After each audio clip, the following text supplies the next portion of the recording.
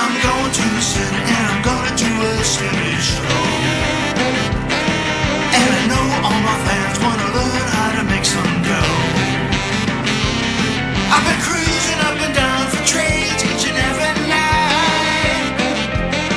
And with my iPhone reclining, I know we're gonna get it just right. I'll get inside your mind, we'll have a real good time. We're gonna trade today, we gotta trade today. Go ask Slim.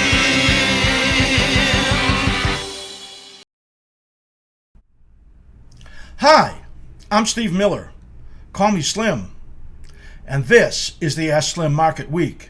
It's a look back at what happened in the financial markets in the past week and a look forward at what might happen in the next week, and a lot of fun things in the middle. This week we're going to have a very interesting interview with Mercedes Von Essen. She is a coach, success coach, and trader, and this one you're going to enjoy.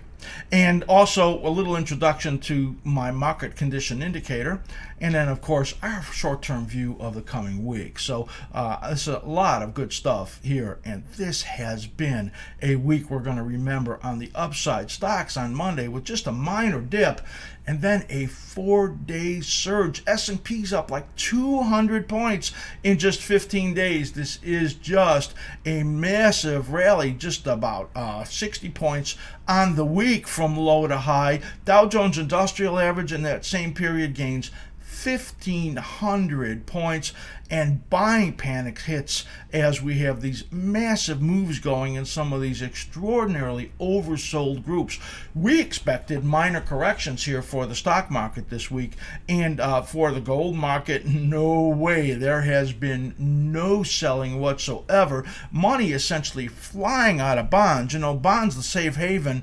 Gold, you would think, was that too, but that wasn't the case, as money is flying out of paper currencies, fiat money essentially, into equities and into gold. Silver having a massive day, copper absolutely exploding, and the stocks that are related to this mining and materials, a short squeeze of monumental proportions going on. We're going to show you some of those charts later on. Gold, well, having a solid week here, as just no downticks at all, and there's other driving forces in here that maybe there's attitudes that are changing by professional investors, and maybe it's just people that are buying that, well, they have to.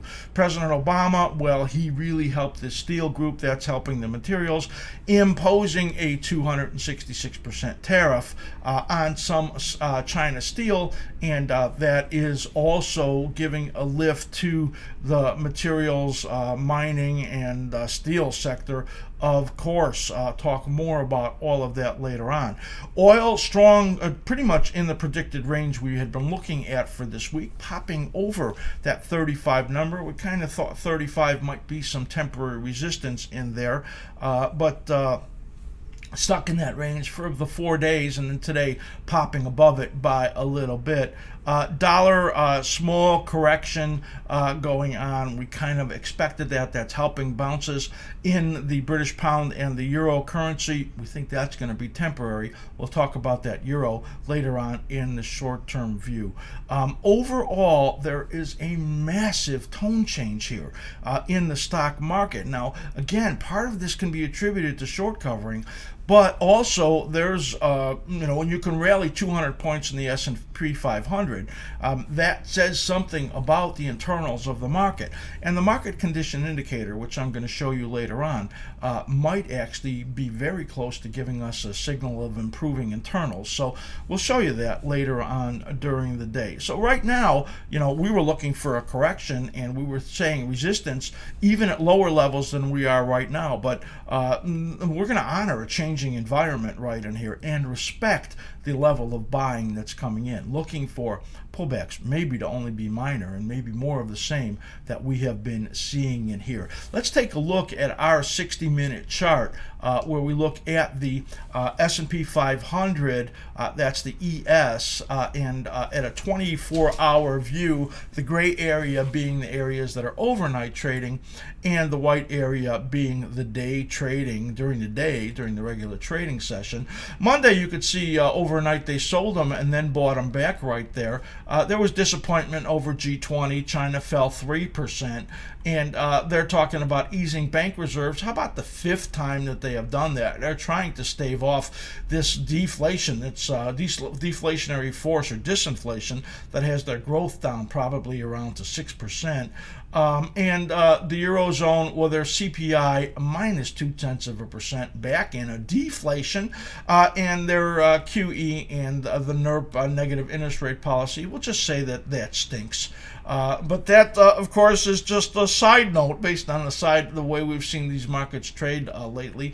Oil prices recovered on Monday from those overnight lows, but the E-minis, they sold off. We were looking for that sell-off to kind of continue for a correction in here for a few days and then turn back to the upside, but nothing like that.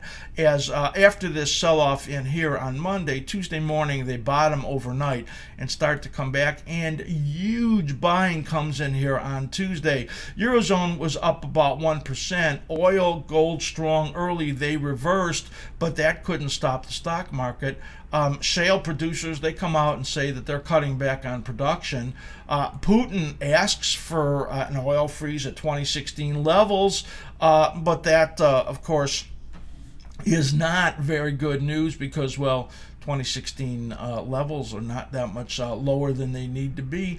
And there, Russia comes out, Putin blames the speculators for low prices. Of course, he is totally clueless right over here. You could see that's always my little comments that you can see. PMI, that comes out weak, but stocks soar. ES 48%, 48-point gain on the day.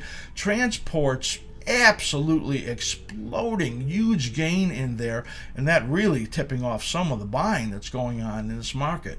Wednesday rally overnight, sells off, but that sell-off can't hold. The Eurozone's flat. Asia absolutely surges following the U.S., and both Japan and China up about 4%. ADP stronger than expected. And that kind of tips off that we're going to get a stronger report on Friday, which we did. Steels, again, the best gainers on that 260% duty on 266%. That's incredible duty on some of the China steel.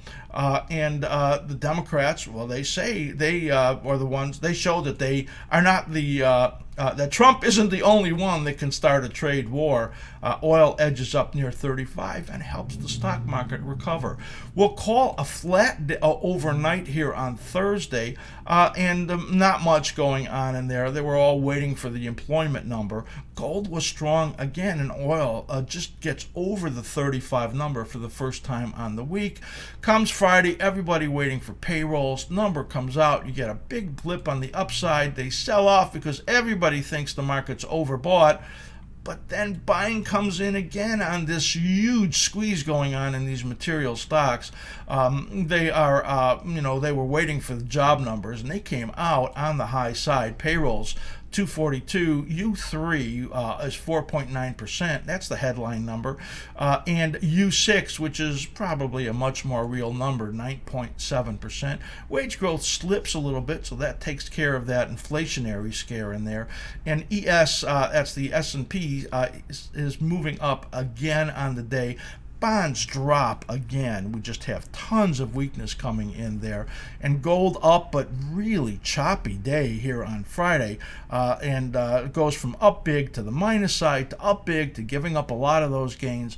But there is just plain massive buying in energies and materials, and that is lifting the market. S&Ps get up, way up over here. The E-minis up to about 2008, but are now at, as we're moving towards the last couple hours of the day, they are turning to a little bit of selling, maybe some of that panic buying going away, and we'll probably see some dips in there. Economic calendar for the coming week. This is the lightest calendar that I have seen in ages. There's almost nothing on here. In fact, there's only a couple of earnings reports on Thursday, and other than that, Monday, Tuesday, there are no economic events whatsoever. We had to look at this a couple times just to make sure we had this right. So CSIQ and Dollar General, they come out, and we'll mention Dollar General a little later on in the show. And that is about all the earnings, as we're way out of the earnings season. And nothing much in here as far as market moving things Wednesday, Thursday, and Friday. So very, very little on this economic calendar for the week. And that doesn't mean we're not going to have lots of movement here in this stock market, which has taken on a whole different character. That is the opening segment for the week, and we'll be right back with the best and worst of the week.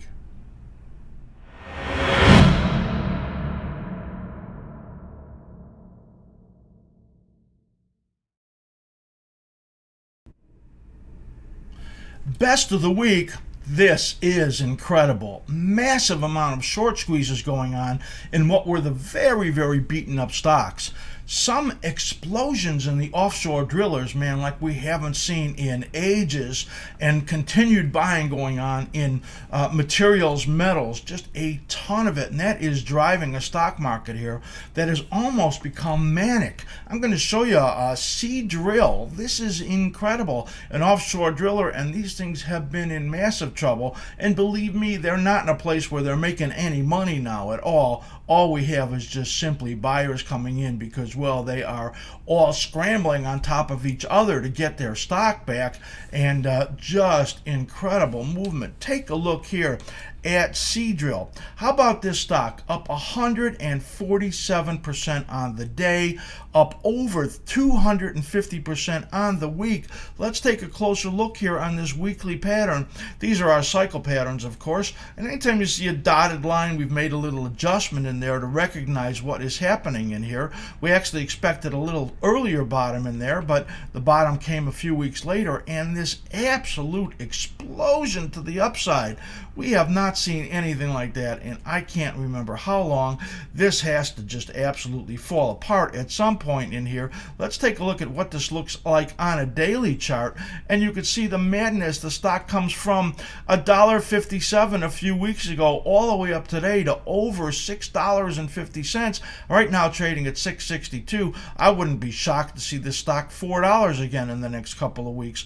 But holy cow, look at the volume pouring in here. That shows you the craziness of what is going on here in Seadrill. It's happening as it explodes through all the resistances that we can see in here on the near term, and we're getting this going on in the other drillers also. Noble Corp up 65%. That's NE. Rig, that's Transocean, up about 60%, and Neighbor Corp, well, a little one, that's only rallying 23% on the week. Just extraordinary gains in here in that group.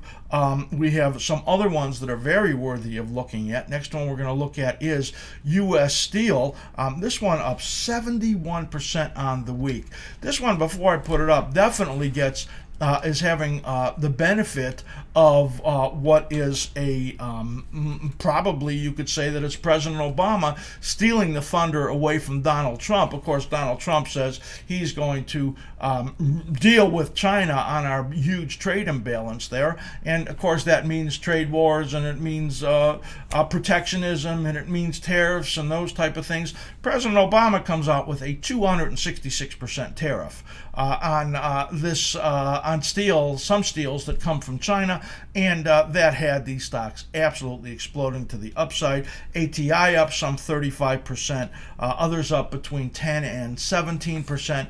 Just big gains in there. Take a look here at U.S. Steel as it gets up into some resistance zone here. Note this nice bottom that was well timed, and getting up here resistance pretty good at about 1380 to where it got up to, and then another one about about a 1560. We don't think it's going to get there, and I would say that profit taking is very likely to hit these guys also. Take a look at Vale, V-A-L-E, and this is just a cheap little stock. You can get an example of these massive moves as this stock goes from 2 just a couple of weeks ago up to nearly up to 5, and in this group also big gainers in Cliffs up 56% on the week, and FCX up 32% on the week, Valet up 65% on the week. And let's take a look at that FCX chart right in here, and you could see that we were looking for rallies in here, and man did this thing come. Big resistance up at around, we'll say 11 and a quarter. It got up to over $10. Now these things starting to pull back a little bit. Let's take a look at the daily chart, and you'll see where these resistances are, and we got right to the top of that short-term daily resistance zone right over there as it explodes through these other ones, and we're going to look for some pullback in there. It wouldn't surprise me to see this pullback all the way to that middle blue line, which is the 13-day moving average, maybe about $8, so trading up to 10 right now. This has been just absolute craziness in here. One more to look at. How about Joy Manufacturing? Of course, they do mining and manufacturing equipment, and they joined in on this upside explosion. The stock had been as low as 8 back over here. It gets up over 18, almost $19 in here as it explodes through that resistance also, and we'll call that a breakout. You can see in here our cyclical patterns, and beautiful up move here. See this 34-week moving average. This really is a place where it should stall, and we're going to look for a pullback below that number, below 16. So just absolute craziness going on here, and this is short covering squeeze stuff going on. That's lifting this stock market, and we're going to look for some resting in this craziness that's going on in these stocks. They've come too far, too fast, and maybe just rest time. Doesn't say anything about the longer term, but I think that's it for now. That's the best of the week, and we'll be right back with the worst.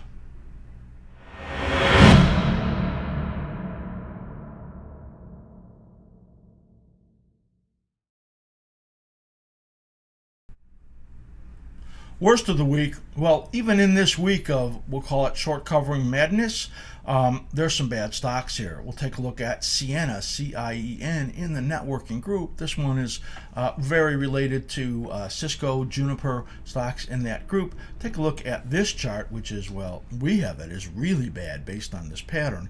Now, this low that came in here, that was on the early side, and it got a nice rally, but it gets up to like the midway point between this and this, and then reverses down. Look at this huge bar on the downside in here, down 18% on the week in earnings missed, a guide to the downside in there, and there is a huge gap, and when you have that, there is huge trouble. It's really hard to make up ground in here with all this selling. Note the 89-day moving average, 3 touches right there, leaves this hanging man, and then big gap on the downside that you can see here on massive volume.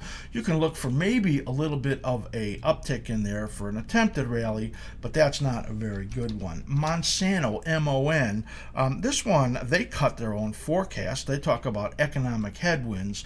We've had this one negative the whole period of time. You could see it in this red zone. Now getting to the bottoming stage in here. And the other ones in the group, Potash, Mosaic, not all as bad as this one in here, but another looking big gap. We're going to look for a bottoming in here soon, maybe in the next couple of weeks, as it gets down into some short-term support. You could see that right here on the daily chart. Now, note this reversal pattern right in here. It's engulfing after opening bad to the downside. On this big gap at resistance, perfect spot at that 89-day moving average where it stopped, and then moves to the downside on that gap. We really like when it works that way, but now this says in the support zone that bottom is likely seen. We want to buy this stock as it comes down in here a little bit more, and maybe that's the worst that we're going to see in there in Monsanto. Gotta bring up JetBlue in here, JBLU, and that stock down 5% on the week. Now, This doesn't have any real significant news this week.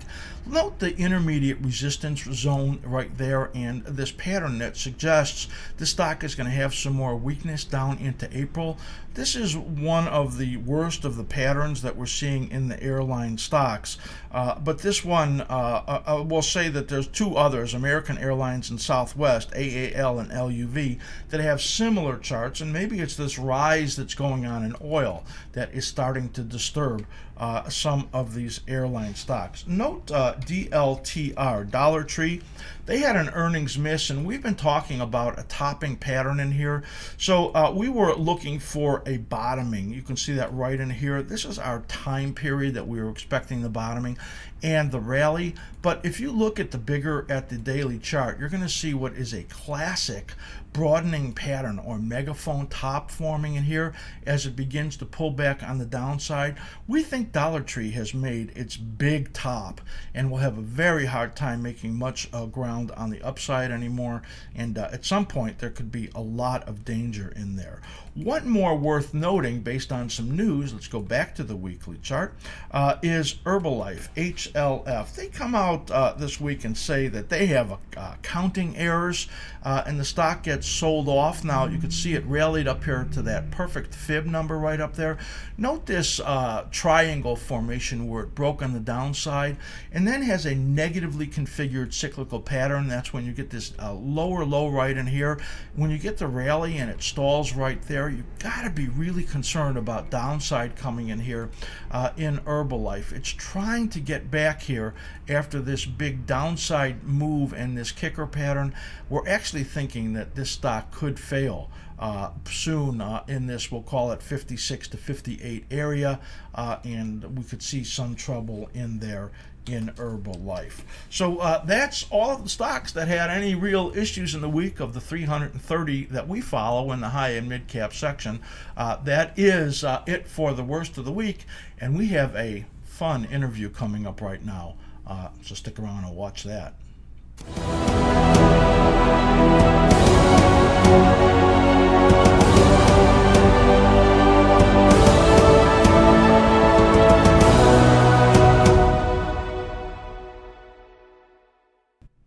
All right, this is Market Pros, bringing some great interviews all the time. We have a return guest today, and that is Mercedes Von Essen. Mercedes is a trader, trading coach, success coach, been in the business for a long time, and she brings some very interesting things, and this topic is going to be interesting. Mercedes, welcome to the show again. Good to have you back. Hello, Slim. Thank you for asking me back. Hey, so we always discuss some interesting topics. You being a coach and also me being a coach in the markets. Besides the fact we're both traders, we both had our tons of experience of doing great and also getting into slumps and hitting ruts. And you want to talk about a subject that you believe affects traders today. So why don't you introduce that to us? Right, well, basically we're going to talk about electromagnetic fields emanating from computers, Wi-Fi equipment, and basically electronic equipment. What made me get into the subject over 20 years ago was actually my own sensitivity to computers. When I first started out trading, I didn't know what hit me. I feel really tired and exhausted and antsy, and I knew it was more than just the charts I didn't understand too well in the early days, and it really sort of all derived from there. And I've done a lot of research into this over the years, and the energy from the electromagnetic fields, for starters, I should say man-made electromagnetic fields, because they also exist naturally in the Earth, of course, is over 1,000 times stronger than the naturally occurring electromagnetic fields. And basically, this creates literally chaos in the air. It disturbs the torus field, which operates, it comes out harmoniously like this in a person who is in balance and healthy, and using the whole brain perspective, when they are trading. All right, so So 1 second. Now I'm totally into whole self, holistic way of approaching how we affect ourselves and how that affects in the market. Now, what you're bringing here is you're saying there are these external magnetic fields, EMFs as they're known to be, and that those actually affect us internally in some way. Is that what you're saying? yes, that is what I'm saying. Yeah. And it's basically, when you look at the principle of oneness, where everything is interconnected, and the boundaries we are seeing, of course, really, they are artificial. So if I'm in an area which is vibrating lower than I am vibrating, unless I have done a lot of practice, I will be influenced by this field. And this is, what's happening with electromagnetic fields, the long-term effect from them, because they are putting out constantly chaotic energy into the field. And it's sort of like ripples in a pond, and the secondary effect goes on indefinitely. It So never I'm going to be a stops. skeptic here, because I've done actually more reading than you would guess as far as EMFs and how they would affect us. So tell me about. I'm playing skeptic. The studies that I've read basically show that it takes the normal amount of electromagnetic fields that are out there, whether it be cell phones or computers or the electronic wires that are around us or microwaves, any of those things, that the normal amount of those don't really affect us. That it takes some massive amount to really affect us internally. And then what happens is it brings up a stress response in our body, and then the energy that flows in our body can't flow anymore. But it takes some massive amount, and even proven it doesn't. Normal amounts don't even affect pregnancies or anything like that. So that's what the skeptic side of this in me says, and I think this is kind of an esoteric subject that's kind of even difficult for us to get our heads around. So what would your response be to that? Well, first of all, there are two different ways, well, actually, altogether three different ways in which we need to look at it. First of all, what we have, what traditional science is testing, which is the initial effect from electromagnetic fields. However, that is why there are many studies showing, yes, there is a danger level, and as you quite rightly say, that kicks in at a certain threshold. When that threshold is exceeded, people can become ill. However, the issue is the secondary effect from these waves. And this is the real problem, and that pertains to the long term effect from these waves. And I'm coming back to what I said earlier on about the ripple effect of these energies. The other thing, of course, is to do with the fact that not everybody is the same. We all have our individual energy signatures, and these derive from our individual experiences, literally from the moment when we are born. So, for example, if you were in utero in a area with EMF, with high geopathic stress, Hartmann grids, Curry grids, and the like, they are all similar energy qualities. The likelihood is that you have a stress response which is already built into your system. And as you get older, your, let's call it, electrosensitivity will be much higher than that of a person who has never ever been in that field and is sort of gradually introduced to it. So, So it's not one rule that definitely fits all. We need to be absolutely clear about this. So my wife is very into acupuncture, and she believes it's cured her sinus issues that she had for years, and that's totally about realigning the energy flow in our body so that our body can heal ourselves. So I'm one that believes that we totally mess up and go into a chaos internally because we do it. It's self-induced. So let's say that you may be right, and the electromagnetic fields have some effect on people in some big way, And let's say that I'm right and that we do it to ourselves based on emotional triggers and our body having a chemical response to things actually starting to go wrong. There's some commonality in there, and it seems to me that whether the way you look at it or the way I look at it is right, there's still some realignment that needs to happen so that we can get to a healthy place. So does that sound right to you? And how would you then talk about correcting and getting ourselves back into a place of alignment so our focus is better? Yeah, sure. Well, first of all, Slim, I'd say, well, we are both right, actually. What you are saying has absolute validity, no doubt about it. And you and I, we've talked about this before. What we create ultimately our world from within. So there's no doubt about it. However, the thing that comes into play here is, of course, its resonance and its harmonics. And for example, take the example that leads into also the solution to the thing. If you have a tuning fork, which is resonating at 5 to 8 hertz, for example, which is the love frequency, and there are 10 other tuning forks in line, you only need to strike one tuning fork, and all the other tuning forks will resonate at the same frequency. However, if you then introduce a disharmonious frequency, all the tuning forks, including the first one, they will stall. Now you're They talking will stop. science that makes sense to me. Yes.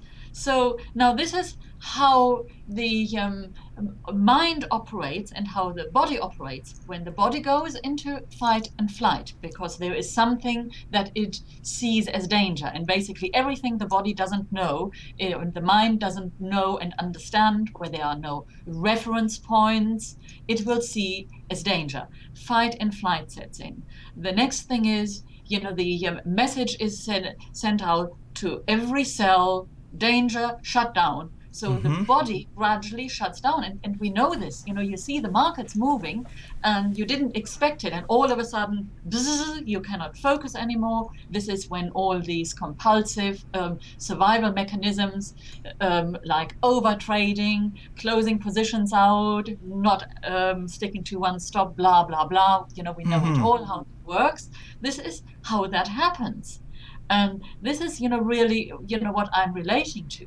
So if we can create in our environment a harmonic flow of energy, it builds resilience in the body and in the mind. It's a little bit like sitting in front of your computer and you have outside, you have a disco going on. Now, do you think you're going to trade terribly well? Well, maybe if you are a yogi and you've been doing this for 30 years and sort of had the body in ice cold snow and what have you and heated yourself up, you know what I mean. For the average person, though, well, we are not yogis, even though we may meditate, but our thresholds and our resilience is relatively low. So You our know, trading will be influenced by the disco outside. And yeah, you know what's EMFs really funny that you say that. is like I that. I do a workshop called the 5 Essential Building Blocks to Successful Trading. And when I do it live, I started out with this absolutely hugely blasting heavy metal music and asked people to fill out forms when that's going on as an example of exactly what you're saying. So the truth is that, and people wouldn't, of course, know this about me, every day before I state my day, usually at 5 a.m. or so, I have like these 30 minutes of special time where I'm doing this self realignment. So I think that's a lot what you're talking about.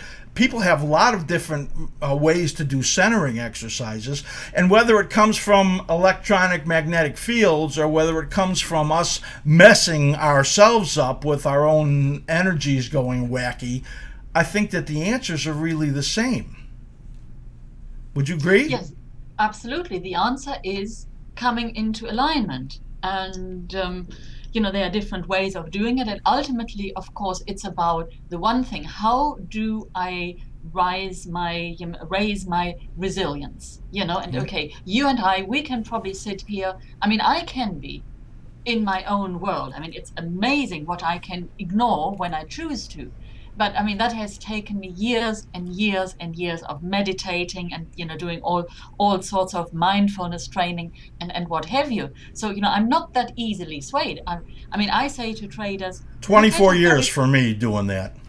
well, yeah, I mean 20 odd, well, a lifetime, Slim, a lifetime really. Right. It's lifetime training really. And and I still get my moments, when the old switch goes, let's be honest. And but it fortunately it doesn't happen, all that often, thank goodness. The point being So just with give all us one these. or two ways that you think are the best ways that you get yourself realigned, get the energy flow right. Yeah.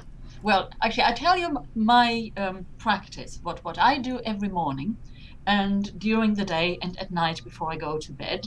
I have a hula hoop Wow. and I spend well, because it's the dantiem. So what I do, I mean, I use the mind whilst I use the hula hoop and stuff. I go down and come up, and I go clockwise and anti-clockwise, and I bring the energy, the universal energy, into my dantiem. So that is the space between the belly and the root chakra. Uh huh. So I strengthen that and build up energy. Then I have in my environment, well, I use pyramids and things which actually I now got on my website, which harmonize the energies, because where I work, it's an old house, and there are quite a few issues which I needed to harmonize. So I do that. Obviously, I do meditation. I meditate every day. I meditate in the morning. I meditate at night. And sometimes I meditate in the middle of the day, because for me, America, it goes on till 9 o'clock at night, sometimes, UK time. Right. So I have a routine I use every day. So that's all really good. I got to tell you, when you start talking about pyramids, I have a hard time not rolling my eyes. And I know a lot of people out there are watching this and saying, well, they rolled their eyes too. But at the Yeah. same time, whatever works for somebody to get themselves in line, focused, balanced, I'm for it. Thanks for bringing a really interesting subject today. Thank you, Slim, for letting me talk about it. Well, that's great. And I know we're going to get some comments out there of people I'm that are on sure you both will. sides. So if you want to contact Mercedes, her website is thebuddhisttrader.com. You can get to her on there, and she's always a delight to have. Thanks, Mercedes, and we'll see you next time. Thank you, Slim. All right. Bye-bye. Bye-bye. Before we get into the short-term view, I want to introduce many of you to my own indicator. It's called the S-Slim Market Condition Indicator. Most indicators out there work on a single time frame. You look at the stochastics, any other oscillator, moving averages, you're putting up one particular time frame. It could be a 5-minute, a daily, a weekly chart. That didn't really work for me as far as the type of analysis that I do, because I do layers of time in my analysis, looking at longer term, intermediate term, short term, interdays, and I wanted an indicator that gave proper weighting to each of these time periods. That meant that the longer time frames, which have more dominance as far as how they work in the charts, I wanted them to have more weighting in the indicator that I use. So I spent a lot of time, wrote a script on this, and this script is available to our chart subscribers only for the TOS platform. People that subscribe to us for 3 months get this. I wanted to show this because so many of you, thousands actually, are not familiar with this indicator. So it's probably a good time to bring it, because there is a very important level on the S&P 500 on all of the indexes right now, and this works on all charts. So whatever you look at, this can give you a good sense of the condition of the particular symbol that you're looking at. I'm going to show you that right now, the MCI, the Market Condition Indicator, and here you could see that right here. This is the S&P 500. Now we're looking at a 2-hour chart, 30 days. That's normally what we look at, 20, 30 days, and this works only on the intraday We put it up on intraday, but it's reflective of all of the different time periods. Note here that minus 100 right there and plus 100 right over here. That's the range that it oscillates back and forth. These are key areas. That's plus 25 and minus 25. We call that the swing zone. Now, when the indicator is red and under this minus 25 number, or even approaching the minus 100 number, the internals are very weak. The longer term patterns are dominating, and that's why you have all the rallies that occur absolutely keep failing and moving to the downside. When the indicator starts to move up and change color, it's starting to warn you, and as it moves into the swing zone, that's a key area. What it tells you is that we're in a signal area here, and that says that if it gets up through the plus 25, then those dominant negative forces in the longer patterns are no longer pushing on the downside. If it gets into the swing zone, just above a little bit's okay, and then moves back down under here, it says that the negative dominant forces on the longer term patterns are continuing, and that this was just a blip on the upside, and we could expect that it's going to be moving down sharply again. So you could see it was negative and negative a long time, well before that happened. Look at all the indicators right here as we look at all four of them, looking at the S&P 500, SPX, the Russell, the NASDAQ, and the Dow Jones Industrial Average. It's unusual that they're all equally in the same place. Usually they're quite different, as one is a lot weaker or stronger than the other, and you actually get a lot of good reads on pair trades using that. But here you can see right over here, up near the top of the swing zone, there, here, and here. Key area that we're looking at right here. I wanted to bring it to you right now so that you could not only get a feel for what the market condition indicator is. You may be interested in having it on your TOS platform, or of course you can open up an account there. I don't get anything for it if you do that, and then you'll have this great indicator. Key area right now, we're going to talk about the short-term view and this big move that we've seen in the S&P 500. But I wanted to introduce this indicator to you because, well, it's at a very important indicator of spot of a very reliable indicator. So that's it for the market condition indicator, and here comes the short-term view.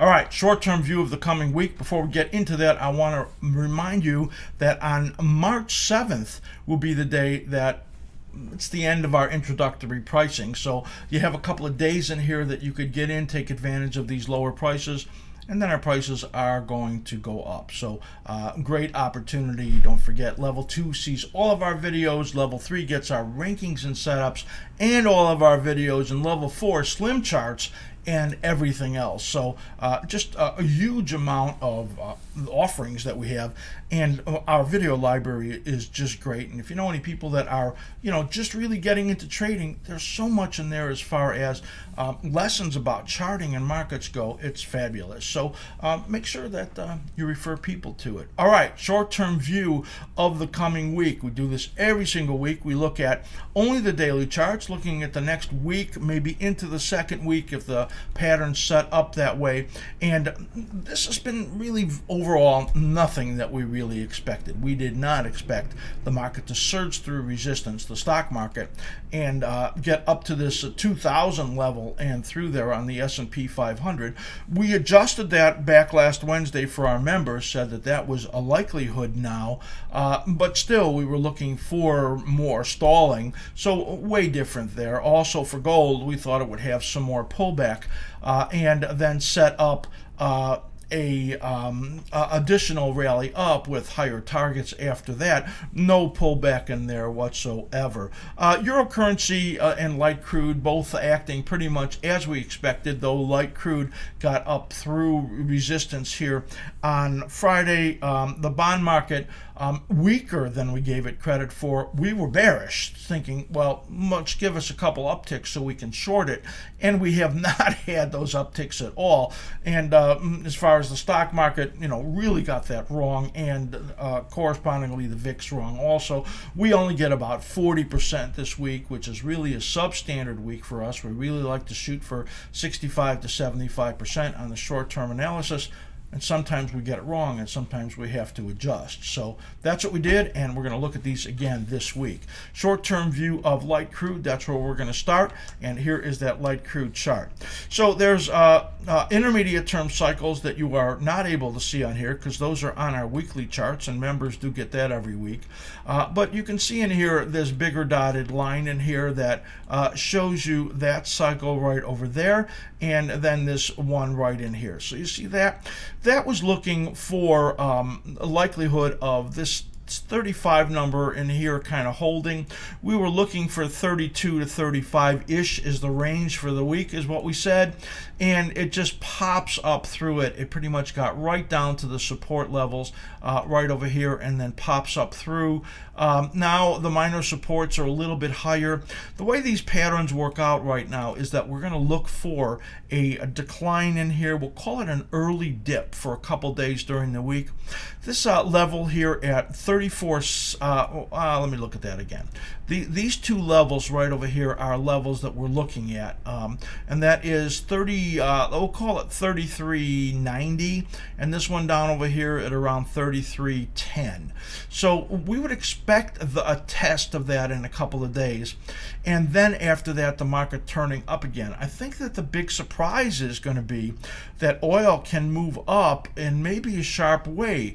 The next resistance really after this coming up here is about 38 and a fraction right there. We're going to look for 1 to 2 weeks a test of 38.50. Now I don't think anybody else is looking for that in oil, but that's what these patterns shape up to be. So maybe a couple of down days in here. As you can see that this is a day 7 right there off of that last low, and we get these 7 to 9 days, so it calls for a couple of down days and then moving up again. So that's the way this pattern shapes up, and we're going to want to be a buyer in any kind of a dip in here, and those just modest little dips of maybe $1, $1.50 is what we're really looking for a couple days, and then up again. So that's a look at light crude. Next one we're going to look at is gold /GC. And this has really this big upside move, and I think that the movement in the gold stocks is really affecting this also and pushing it up. Now, we're getting this big upside move in here. Now, I want you to note all of this nesting right in here of potential cyclical lows. So one is silver, one is the black one is silver, the red one is the GDX, which is the miners. All of those call for a pullback in here. So we're going to call for 2 to 4 days on the downside. Now you can see this doji forming right there, which is showing you the stalling that's going on today. And we're going to look for a pullback in here in gold. And that should last for something like 2 to 4 days and then up again. So right over here is 1247. This is 1236. Those are the numbers that we're looking for in the next 2 to 4 days, and then moving to the upside again. So overall, a massively strong pattern that's formed in here. And so when this correction comes and then the next rally starts, you could see that right here.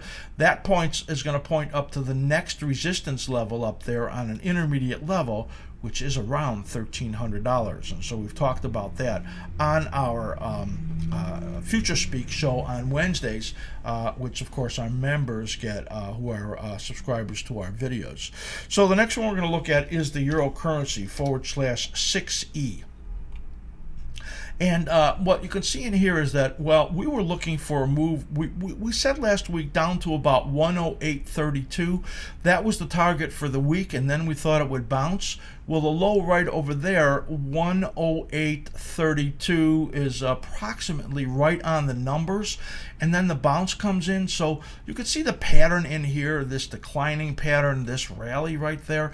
That sets up another big drop right in here. So this is short selling zone right there.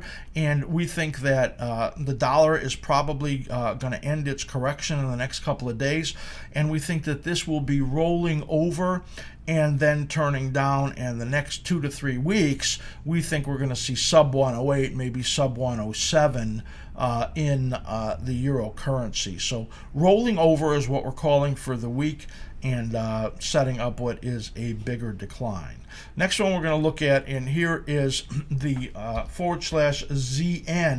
and this one, we were looking for a rally to sell in here, and we were hoping that it came because the intermediate pattern is pushing down really hard, and we've been talking about that. And so that's this bigger pattern that you could see in here. And we're getting down to some short-term support right in here. So look at this shape right here. That's this shape right in here.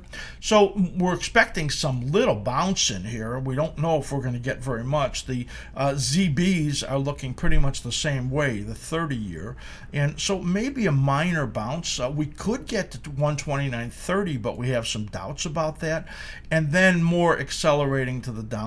I mean, we're looking at supports in here of around 127 in the next 1 to 2 weeks in the ZBs, 158.07 to 158.28. That's where the supports are in there. So pretty good downside that we're expecting. Minor rally and then turning down, and I think this is a picture of trouble for the bond market. We do not expect that to end very quickly here on the downside.